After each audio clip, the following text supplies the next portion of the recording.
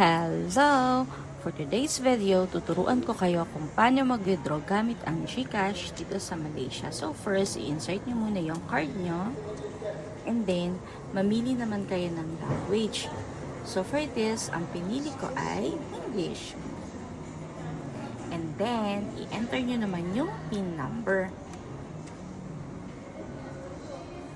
After that, mamili naman kayo ng transaction na gagawin nyo. So, ang pinili ko is withdrawal and then savings.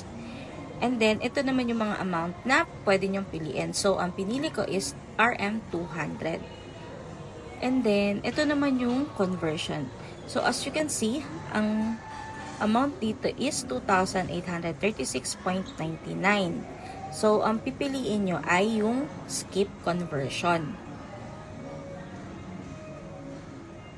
And then, wait nyo na lang na mailabas yung card at ma-dispense yung pera. So, ang nabawas lang sa GCash ko is 2,676.41.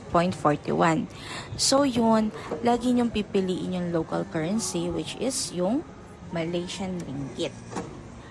Wala nga palang receipt nung time na nag-withdraw ako.